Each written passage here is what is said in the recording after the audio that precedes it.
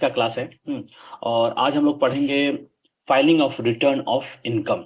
तो I think you can see my screen, और screen में मैं वही filing of return of income. देखिए जी, आप लोग का एग्जाम भी आ गया है, तो ये क्लास मैं बहुत ही छोटा रखूंगा। It's about half an hour, कि आप लोग का भी कुछ समय की प्रॉब्लम ना हो, और कुछ कुछ हम लोग रिवाइज भी कर सके। आप लोग के लिए बहुत मैं दौड़ते भागते आया इंस्टीट्यूट से अभी। तो यहाँ पे filing of return of income जो है, अगर ये ऑफलाइन होता तो कुछ हम आप लोग से सवाल जवाब भी करते कि व्हाई दिस चैप्टर केम। ये कोई इंडिपेंडेंट चैप्टर नहीं है जी। जो भी आप income from salary, house property, income from other sources, business profession, जो भी चीजें पढ़े हुए हैं, और आप लोगों ने ये भी पढ़ा है कि फाइनेंशियल ईयर किसको बुलाता है, असेसमेंट ईयर किसको बुलाया जाता है। तो फाइनेंशियल ईयर में जो भी आपने अर्न किया है, in the financial what you have earn, either individual from at your business profession और कंपनी, एनी एनी एंटिटी, कोई किसी ने भी अर्न किया है, तो they have to file the return in a return as per the time, as per the date mentioned by the act. तो उसमें है कि जैसे suppose we are taking an example of financial year 2022 to 23, जो अभी 23 मार्च तक या 31 मार्च तक। तो देखिए जी, हम लोगों का अकाउंट्स हो या और सब चीजें ऐसी होती है कि it's not a over time overnight work. ये नहीं कि 31 मार्च 2023 खत्म हुआ तुरंत आपने रिटर्न फाइल कर दिया, ऐसा तो होता नहीं। उसीलिए इसमें एक समय दिया जाता है, जो कि डिफरेंट डिफरेंट एंटिटी के लिए डिफरेंट डिफरेंट टाइम्स है। किसी का जुलाई है, किसी का सितंबर है, किसी का अक्टूबर है, ऐसे है। तो यहाँ पे इस चैप्टर में एंटिटी के हिसाब से टाइम गाइडलाइंस है यहाँ पे। वो चीज भी हम लोग इसको पढ़ेंगे आज। तो देखिए जी, यहाँ पे हम लोग पढ़ते हैं 139 में फाइलिंग ऑफ रिटर्न लिखा गया है, सेक्शन 139(1). इसमें थ्योरेटिकल क्वेश्चन भी आ सकता है, और कुछ प्रैक्टिकल बहुत इसमें स्मॉल चांसेस है, बट केस स्टडी से बहुत सारे एक आते हैं। Case study, suppose they have given one case study about the XYZ company, they have filed the return and this one after the due date, which section will apply। तो ये सब चीजें आ सकती हैं।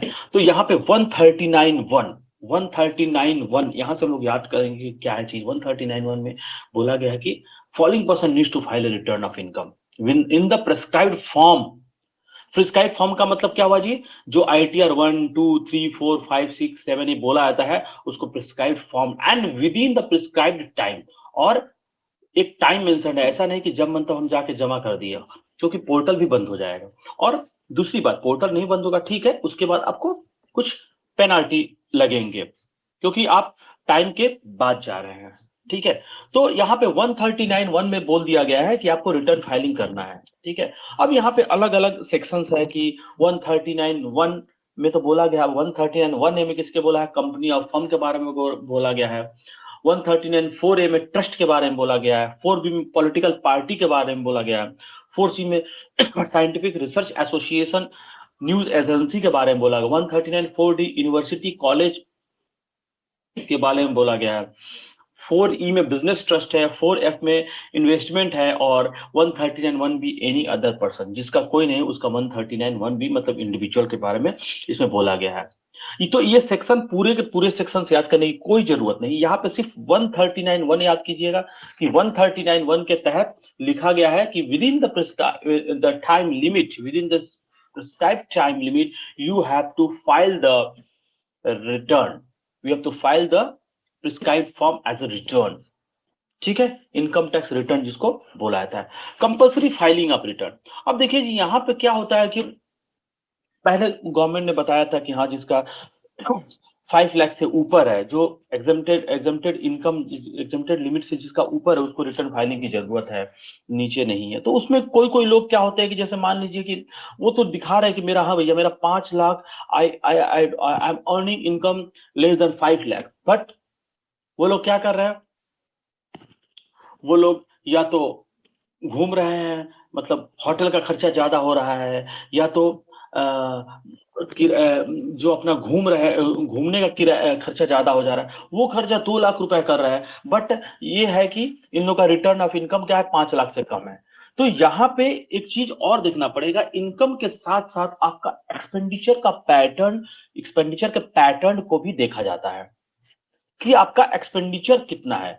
किसी किसी का इनकम कम है लेकिन एक्सपेंडिचर ज्यादा है। किसी किसी डेजिग्नेटेड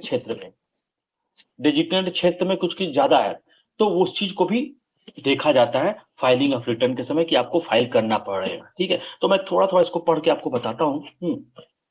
ये देखिए क्या है, compulsory filing of return. Any person being resident other than non ordinary resident shall furnish return of income within due date in respect of his income or loss for the previous year, respective of the fact that his total income does not exceed basic exemption limit। मैंने क्या बताया था, ये छोड़ दिए कि basic exemption limit के आपका ऊपर है या नीचे, आपको भरना पड़ेगा।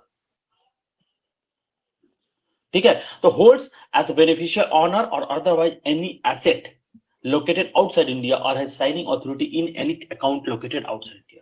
अगर आप यहाँ पे मैं आपको प्रोविजन बताता हूँ, क्योंकि प्रोविजन भी आपको याद रहना चाहिए, क्योंकि प्रोविजन में छोटे छोटे चीज जो है बारीकी से अगर आप नहीं करेंगे तो हम मिस हो जाएंगे। इसलिए मैं प्रोविजन पढ़ूंगा, उसके बाद आपको डिक्टेट करूंगा कि what the provision is mean. Provision क्या बोल रहा है, what the provision wants to tell to the person जो पढ़ रहा है, द रीडर। तो यहां पे बोल रहा है कंपल्सरी फाइलिंग ऑफ रिटर्न, आपको कंपल्सरी फाइल करना पड़ेगा। क्या बोल रहा है, any person being resident other than not ordinary resident. Resident रहना चाहिए, नॉन रेसिडेंट के बारे में नहीं बात कर रहा है। पहला क्वेश्चन, पहला आंसर इसका ये हुआ कि is not talking about the NRI. Non resident के बारे में नहीं बात है, सिर्फ रेसिडेंट। रेसिडेंट में भी दो होते थे, रेसिडेंट एंड ऑर्डिनरी रेसिडेंट। दूसरा होता था resident but not ordinary resident. तो बट नॉट ऑर्डिनरी रेसिडेंट के बारे में भी नहीं बोला जा रहा है, यहाँ पे pure resident and ordinary resident के बारे में बोला जा रहा है। Self furnish return within the due date in respect of his income or loss for the previous year, irrespective of the fact that his total income does not exceed basic exemption limit। ठीक है, एकदम clear है। एक resident जो resident and ordinary resident है उसको return filing करना पड़ेगा कंपल्सरी। कंपल्सरी ये नहीं देखेंगे कि उसका इनकम जो है बेसिक एग्जम्पशन लिमिट से कम है। किस क्षेत्र में जी, इफ ही, इसको अंडरलाइन कीजिएगा, if he is very important, और यहां पे resident is very very important. ठीक है, if he holds as a beneficial owner, क्या होल्ड करता है, any assets including any financial interest in any entity located outside India और has signing authority in any account located outside. तो ये बोला है, कभी कभी तो लोग हो सकता है पैसा यहां पर कमा रहा है किसी कारणवश, हवाला का आपने नाम सुना होगा। हवाला कैसे होता है, जैसे मान लीजिए मुझे घूमने जाना है US America, I want to visit USA. तो यहाँ पे एक प्रोविजन सेक्शन पढ़िएगा, ट्रैवलिंग के ऊपर भी आपका कितना जा रहा है, फॉरेन ट्रेवल कर रहा है तो आपको रिटर्न जमा करना पड़ेगा। फॉरेन ट्रेवल करने से यू हैव द इनकम। अब मैं ही अभी यूएस ट्रेवल किया था तो खर्चा हुआ, ठीक है, तो मैं हवाला का एग्जांपल दे रहा हूं। सपोज आप लोग ट्रैवल कर रहे हैं यूएस, ठीक है, and you don't want to show that मेरा, क्योंकि आपके एक्सपेंडिचर के पैटर्न को भी देखकर सरकार समझ लेगी, इनकम टैक्स अथॉरिटी, सरकार नहीं, इनकम टैक्स अथॉरिटी समझ लेगी कि हाँ आपके पास इनकम है, आप शो नहीं कर रहे हो। तो मान लीजिए हम यूएस गए, यूएस में तो आने जाने का किराया है ही, उसके अलावा you have the day to day expenditure, वहां का hotel it's a very costly, food costly, clothing वहां पे मान लीजिए कुछ खरीदे, और पिकनिक घूमने जा रहे हैं, you are just going to see the New York city और टेक्सास और सियाटल, माइक्रोसॉफ्ट ऑफिस, बहुत ऐसे ऐसे चीजें हैं वहां पे, जैसे यू वांट टू विजिट, तो इसमें भी खर्चा है। तो लोग क्या करते हैं कि यहां से पैसा अगर ले जाएंगे and suppose we want to convert into the USD, आप आईएनआर दोगे, यूएसडी आपको कन्वर्ट होगा, तो आपका क्या होगा, आपको सरकार को पता चल जाएगा कि हाँ भैया आपने इतना यूएसडी लिया है। तो यहाँ पर लोग क्या करते हैं, चालाक लोग क्या करते हैं, बस टिकट कॉस्ट तो अपना लगाना ही पड़ेगा, उसके बाद क्या करते हैं, वहां पर कोई जो रिलेटिव्स हो गए या फ्रेंड्स हो गए, जैसे मैं चला गया कोई फ्रेंड्स हो गए, तो फ्रेंड्स को बोल देगा भैया हमको वहां पे यूएसडी डॉलर चाहिए। हाँ, और उस फ्रेंड्स का इंडिया में कोई लिंक रहता है, मतलब मान लीजिए मैं गया और पहले से ही कोई गुजरात का बंदा वहां पे रह रहा है, तो मैंने उसको बोल दिया कि हाँ भाई तुम इतना डॉलर का इतना डॉलर मुझे चाहिए। वो बोला ठीक है, पैसा तुम मेरे घर दे दो, डॉलर तुम ले लो। तो यहाँ पे कोई रिकॉर्डिंग कहीं नहीं हुई, ठीक है। वैसे भी लोग इसको हवाला बोलाता है, तो ये बाद में देखिए आएगा यहाँ पे। दूसरा इस फिर दूसरा पढ़ रहा है कंपल्सरी फाइलिंग ऑफ रिटर्न का। Is a beneficiary of any assets including any financial located outside of India. या तो यहाँ पे कोई होल्ड से बेनिफिशियरी ऑनर, मतलब अगर बाहर इसका मतलब कुछ भी रहा तो आपको क्या करना होगा, कंपल्सरी फाइलिंग ऑफ रिटर्न है। एक्सेप्शन देखिए क्या है, किसको, यहाँ पे देखिए यहाँ पे नॉर्मल बोल दिया सभी को करना है, फिर कंपल्सरी फाइलिंग किसका करना है जिसका एग्जाम्पशन लिमिट से कम है but he is holding some beneficial owner ownership in the assets located outside India. उसका एक्सेप्शन किसका है जी, individual being a beneficiary of any assets including any financial interest in any entity located outside India where income if any arising from such assets is includable in the income of the person referred to above in accordance with the provision of the act. ठीक है, exception किसके है जी, an individual. देखिए ठीक से बहुत अच्छा से पढ़िएगा, कोई ऐसा इंडिविजुअल है, हाँ, जिसका बेनिफिशियल है एसेट्स जो कि आउटसाइड इंडिया है, where income arising from such assets is includable in the income of the person referred to above। अगर देखिए, अगर वहां के इनकम को अपने इनकम इंडिया के इनकम में जोड़ के दिखाता है सरकार को उसके लिए एग्जाम्पशन है, क्योंकि वो तो डिस्क्लोज कर रहा है ना। ऐसे लोग जो डिस्क्लोज नहीं कर रहे हैं उनको बहुत कंपल्सरी फाइलिंग ऑफ रिटर्न हो जाती है, लेकिन ऐसे लोग डिस्क्लोज जो कर रहे हैं कोई दिक्कत उसमें नहीं है। ठीक है, यहाँ पे बेनिफिशियल ऑनर और इसके बारे में डेफिनेशन दिया गया, तो नॉर्मली यहाँ पे ये पढ़ना 139(1) में इनकम टैक्स रिटर्न फाइलिंग करने का बताया बोला गया है, बस और कुछ नहीं है यहाँ पे ज्यादा। Mandatory furnishing of return in case of high value transaction. देखिए सेवेंथ, ये सब सब नया नया सेक्शन आया है जी, अभी मतलब ये नहीं कि नया आज ही और कल परसों आया है। हाँ, मतलब ये सेक्शन 10-15 साल, मतलब जो भी चीजें यहाँ पे चेंजेस हो रही, बहुत सारी चेंजेस हो रही। पहले इनकम के ऊपर बेस करके हम लोग इनकम टैक्स रिटर्न भरते थे, लेकिन अभी क्या होता है, mandatory furnishing of return in case of high value transaction. क्या हाई वैल्यू ट्रांजेक्शन है देखते हैं। मतलब ये पर्सन जो एलिजिबल नहीं है रिटर्न फाइलिंग करने का, मतलब a person who is having the income less then the basic exemption limit. Basic exemption limit जो 5 लाख का है उससे अगर कम है तो उस बंदे को फाइल करने की कोई जरूरत नहीं है, but he has deposited an aggregate amount exceeding 1 crore in one or more current accounts maintain with A banking company और ए कॉर्पोरेट। बोलता है कि भैया अगर आप 1 करोड़ रुपया जमा कर रहे हो तब तुमको तो भरना ही पड़ेगा, भले तुम्हारा इनकम जो है बेसिक एग्जाम्पशन लिमिट से कम ही है। ठीक है, तो आपको समझ में आ गया कि अगर एग्रीगेट अमाउंट 1 करोड़ से ऊपर है तो आपको जमा करना पड़ेगा। दूसरा, has incurred expenditure of an aggregate amount exceeding 2 lakhs for himself or any other person for travel to a foreign country. देखिए फॉरेन अगर ट्रैवल कर रहे हैं और आपका 2 लाख से एक्सपेंडिचर हो रहा है, 2 लाख से ऊपर का एक्सपेंडिचर हो रहा है, तब आपको रिटर्न फाइलिंग करना पड़ेगा, बशर्ते कि आपका इनकम बेसिक एग्जाम्पशन लिमिट से कम है। तो पहला क्या हुआ, अगर आप 1 करोड़ से ज्यादा फिक्स डिपॉजिट कर रहे हो। दूसरा क्या हो गया, अगर आप फॉरेन जा रहे हो और 2 लाख रुपया खर्चा करो, ठीक है, 1 लाख रुपया खर्चा किया तो कोई दिक्कत नहीं है, तो 1 लाख में कहाँ जाओगे, बांग्लादेश चले जाओ भैया। हाँ, बांग्लादेश चले जाओ, या तो बगल में कोई, अब तो अभी 1 लाख रुपया में तो ये भी नहीं हो पाएगा, मतलब इस मिनिमम 2 लाख रुपया लगना ही है। 2 लाख मैंने it's $2,500, it's nothing for foreign. तो अगर आपका खर्चा 2 लाख रुपया से ज्यादा हो रहा है आपको रिटर्न भरना पड़ेगा।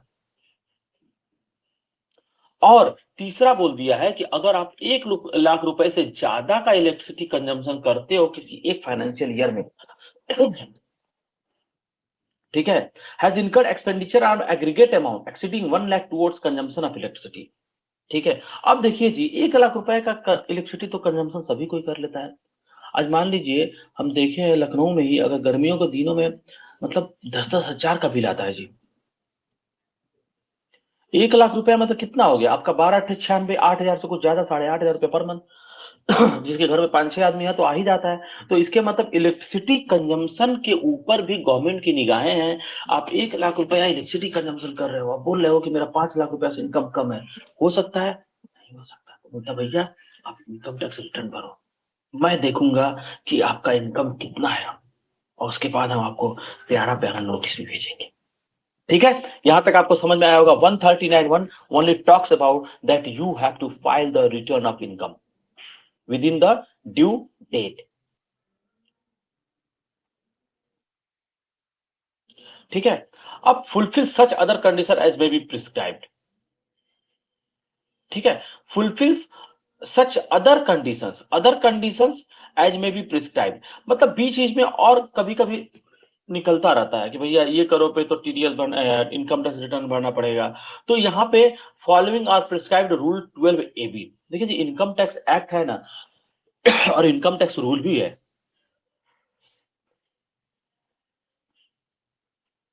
तो जो एक्ट है उसमें एक्ट लिख दिया, रूल में क्या प्रोसीड्यूरल पार्ट है। तो रूल भी हम अभी आप लोग को धीरे धीरे उसमें भी आप लोग को पढ़ाएंगे कि रूल में भी क्या क्या बोला गया है। तो इनकम टैक्स एक्ट के साथ साथ रूल पढ़ना पड़ेगा। अब देखिए यहाँ पे high value return, high value का ट्रांजेक्शन है, उसके ऊपर आपको रिटर्न भरना पड़ेगा। उसमें क्या बता दिया, 1 करोड़ से ज्यादा आप डिपॉजिट कर रहे हो, 2 लाख रुपए से ज्यादा आप फॉरेन ट्रेवल में खर्चा कर रहे हो, इलेक्ट्रिसिटी कंजम्पशन 1 लाख रुपए ज्यादा कर रहे हो, और कुछ अदर कंडीशन जो कि प्रिस्क्राइब्ड है 12AB में। रूल 12AB में जो प्रिस्क्राइब्ड है, क्या प्रिस्क्राइब्ड है भैया? Sales turnover gross receipts as case में be in the business exceeds 60 lakh during the previous year. अगर किसी बिजनेस में अगर किसी बिजनेस में 60 लाख रुपया से ज्यादा का टर्नओवर हो रहा है, यहाँ पे सेल्स बोला, टर्नओवर बोला, ग्रॉस रिसीट, मतलब बिजनेस भी हो सकता है, प्रोफेशन भी हो सकता है, कोई इंडिविजुअल भी हो सकता है, कोई दिक्कत नहीं है भैया। यहाँ तो ऐसा नहीं बोला कि कंपनी की केस में ही होगा। ठीक है, 60 लाख है sales turnover gross receipts previous year में आपको भरना पड़ेगा।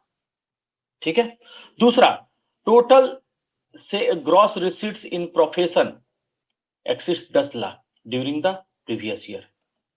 ठीक है, उसके बाद aggregate TDS TCS during the previous year in case of person 25,000 or more, और in case of senior citizen 50,000। ठीक है, तो यहाँ पे टीडीएस का बोल दिया कि अगर आपका 25,000 रुपया टीडीएस कट रहा है, देखिए जी यहाँ पे इनकम टैक्स एक्ट जो अथॉरिटीज है उसका क्या, what is the purpose behind this. ये ऐसे बनाए हैं, नॉर्मल तो बोल दिए कि हाँ भैया जिसका एग्रीगेट बेसिक एग्जाम्पशन लिमिट से कम रहेगा उसको नहीं भरना है, और जिसका ज्यादा रहेगा भरना है। लेकिन धीरे धीरे ये सब चीज पैमाना भी वो लोग डाल दिए हैं, दैट अगर सपोज यू आपका टीडीएस कुछ कट रहा है और 25,000 रुपया कट गया, ठीक है, इसके बाद आपको रिटर्न भरना पड़ेगा, टीडीएस रिटर्न 50,000 का। और यहाँ पे ये बता दिया है deposit in one or more saving account of the person in aggregate 50 lakh more during the previous year. ठीक है, देखिए अब एफडी में यहाँ पे कितना किए थे, जमा किए थे, डिपॉजिट कितना किया था 1 करोड़, और यहाँ पे अगर सेविंग्स अकाउंट में, हाँ सेविंग्स अकाउंट में यहाँ 50 लाख बोल दिया है। Self furnish return of income on or before the due date in such form and verified in such manner and setting for such ये। तो नॉर्मल यहाँ पे ये बता दिया है कि जिसका रिटर्न है भैया भरना है, हाँ, और जिसका हाई वॉल्यूम ट्रांजेक्शन है, हाई वैल्यू ट्रांजेक्शन है, 1 करोड़ 2 लाख 1 लाख, उसको भी भरना है। ठीक है, देखिए जी यहाँ पे यहाँ पे एक छोटा सा क्वेश्चन है, mister x 5 lakh income before deduction. ठीक है जी, यहाँ पे ग्रॉस टोटल इनकम के बारे में बोला जाएगा, हमेशा देखिएगा gross total income minus deduction equals to total income. तो हमको ग्रॉस टोटल इनकम को देखना है कि ये बेसिक एग्जाम्पशन लिमिट या उससे ज्यादा है क्या। तो यहाँ पे 5 लाख रुपया है, इसको भरना पड़ेगा। Mister Y taxable income before deduction 30,000 है, नॉट रिक्वायर्ड, बट वो वॉलंटरी रिटर्न जमा कर सकता है। देखिए वॉलंटरी जिसके पास पैन आ गया वो अपना रिटर्न जमा कर सकता है, आप भी कर सकते हो, कोई भी कर सकता है, लेकिन कंपलसरी नहीं है उन लोगों को। एक होता है कंपलसरी भरना ही पड़ेगा, नहीं तो फिर आपको नोटिस आ जाएंगे गवर्नमेंट के और बहुत सारा प्रॉब्लम होगा। इसका 30,000 रुपया है, इसको भरने की जरूरत नहीं है, but he can voluntary file the return irrespective of the size of income. ठीक है, ए लिमिटेड कंपनी है, इसको तो भरना ही पड़ेगा। बी लिमिटेड ये भी कंपनी है, -20,000, तो इसको भरना ही पड़ेगा। ठीक है, कंपनी में कोई दिक्कत नहीं है।